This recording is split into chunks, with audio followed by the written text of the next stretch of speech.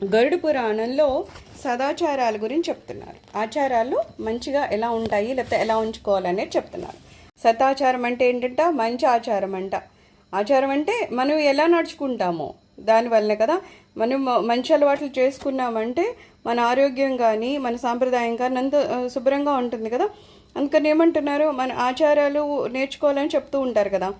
మనం మంచిగా ఆచారం నేర్చుకుంటే మనకి ఆరోగ్యము బాగుంటుందట. ఆ తర్వాత భగవంతుని ప్రాప్తి కూడా వస్తుందట. అందుకని ఆచారం అనేది చాలా ఇంపార్టెంట్ అని చెప్తున్నారనమాట. అలాంటి ఆచారాల గురించి గరుడ పురాణంలో చెప్పడం అయిందనమాట.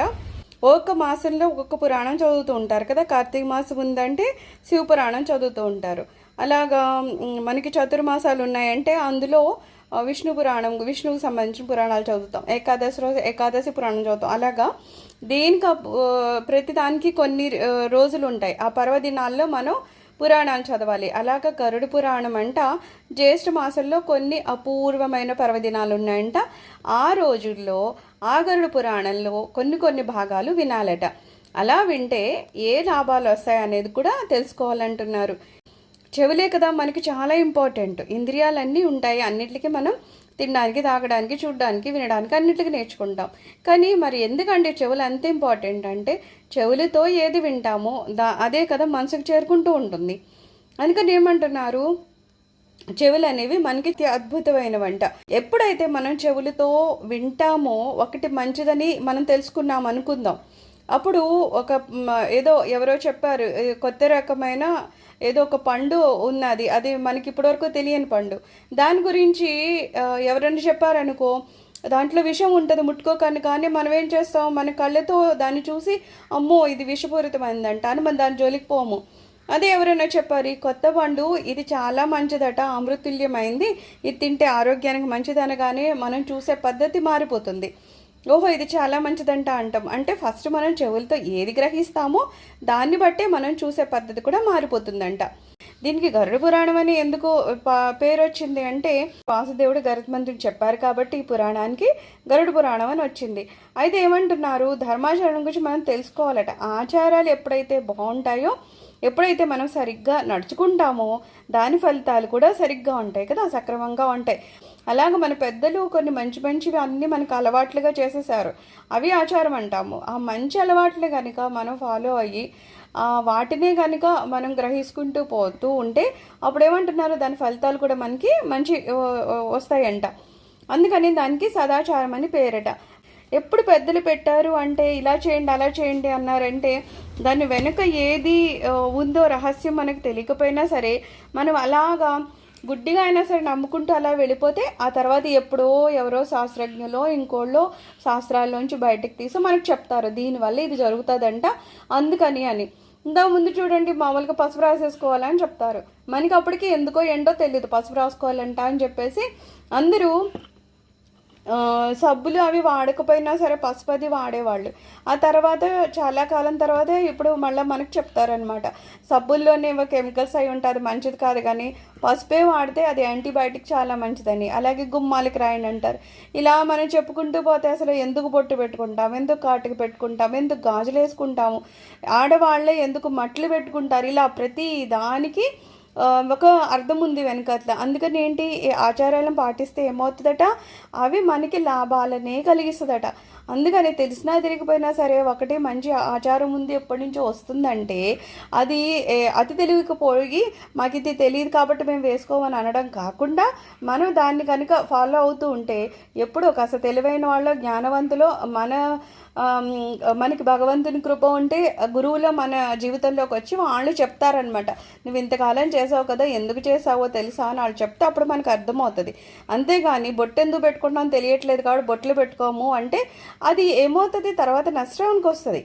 ఏదైతే సదాచారం పాటిస్తామో ఎంత దానివల్ల ఫలితాన్ని మంచి ఫలితాన్ని పొందుతామో, ఎప్పుడైతే మనం ఆచారాన్ని పాటించడం మానేస్తామో ఖచ్చితంగా దానివల్ల నష్టాలు పొందుతాం. అది మనం ఇప్పుడు అంతా క్లియర్గా చూస్తూనే ఉంటున్నాం. అప్పుడు ఆచారాలు వదిలేసి ఎంత నష్టపోతున్నాం అనేది మనకు తెలుస్తుంది. మన ఆరోగ్యాలు బాగున్నాయంటే అప్పుడు వాళ్ళు అలాగా నేర్పించారు, అవి చేసుకున్నాం కాబట్టి బాగున్నాయి. ఆ తర్వాత బాగాలేదు అంటే ఆ తర్వాత వదిలేసుకున్నాం కాబట్టి బాగాలేదు అని మనకి చాలా క్లియర్గా అర్థమవుతున్నాయి కదా. అందుకని ఏమంటున్నారు, సదాచారాలు ఉన్నాయంటే వాటిని పట్టుకుని ఉండాలంటున్నారు. మనకి సదాచారం అనేది పాటించుకుంటూ పోతేనంట ముందేమో ఇక్కడ మనకి సుఖాన్ని ఇస్తుంది, అంటే ఆరోగ్యాన్ని ఇస్తుంది, లాభాన్ని ఇస్తుంది. అన్నీ అయిపోయినాక ఎప్పుడైతే శరీరాన్ని వదిలేస్తామో అప్పుడు ముక్తిని కూడా అదే చేరుతారంట. అందుకని సదాచారం అనేది అన్ని మనం పట్టుకుని ఉండాలట. సదాచారంలో ఫస్ట్ నేర్పించేది ఏంటంట, గురువందనం అంట. కృష్ణుడు కూడా మామూలుగా భగవంతుడు అయినా సరే ఆయన మానవ రూపంలో వచ్చినప్పుడు ఆయన గురువుగారు లేకుండా కూడా ఉండొచ్చు, ఆయనకే తెలియంది ఏమీ లేదు. అయినా సరే ఆయన కూడా గురుకులానికి వెళ్ళి ఒక గురువుని ఆశ్రయించి అన్నీ నేర్చుకున్నారు. రాముని విషయంలో కానీ కృష్ణుడి విషయంలో కానీ మనకేం తెలుసు, గురువు గారిని వాళ్ళే శరణొచ్చారని తెలుసు. మరి ఎందుకంటే వీళ్ళు ఇలా చేస్తారంటే మనకి నేర్పించడం కోసం అన్నమాట. ఖచ్చితంగా మనకి జీవితంలో ఒక గురువు అనేది చాలా ఇంపార్టెంట్ అంట. ఏదైనా సరే మనకి దారి చూపించాలి ఉంటే మనం ఆ గమ్యాన్ని ఈజీగా చేరుకుంటాం. దారి చూపించాలి తెలియకపోతే అటు ఇటు తిరుగుతామే తప్పితే గమ్యం ఎప్పుడూ చేరలేం కదా. అందుకని ఏమంటున్నారు, గురువుని ఖచ్చితంగా ఉండాలని తెలిపడానికని చెప్పి భగవంతుడు కూడా మానవ రూపంలో వచ్చినా సరే ఖచ్చితంగా వాళ్ళు కూడా గురువుని ఆశ్రయించి ఉంచారట. కృష్ణుడు అంతటి వాడే చనిపోయిన కొడుకుని గురుదక్షిణగా తీసుకొచ్చి ఇస్తారు కదా. ఇచ్చాక గురువుగారు గురుపత్ని కూడా సంతోషిస్తే ఏమన్నారట, ఇది నేను గొప్పగా తెచ్చానని అనలేదట. గురువుగారు మీ దయ నా మీద ఉంది కాబట్టి నేను తీసుకొచ్చానండి, ఇందులో నేను చేసింది ఏముంది అన్నారట. అలాగే మనం కూడా నేర్చుకోవాలట. గురువుగారికి ఎంత ప్రాముఖ్యత ఇవ్వాలి అనేది వాళ్ళు మనకి చూపిస్తున్నారంటున్నారు. శరీరంతో, మనసుతో, బాక్తో అన్ని రకాలుగా కూడా గురువు గారిని మనం చాలా గౌరవిస్తూ ఉండాలట.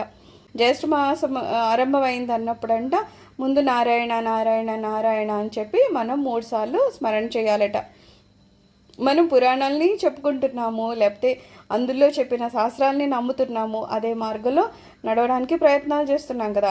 తత్ఫలితం ఎప్పుడు ఒకప్పుడు పొందుతాము. అయితే ప్రతిదీ ఇప్పుడు చేయగానే రేపు మనకి దొరికేస్తుంది, లేకపోతే ఈ క్షణమే దొరుకుతుంది అంటే అలా దొరకదు.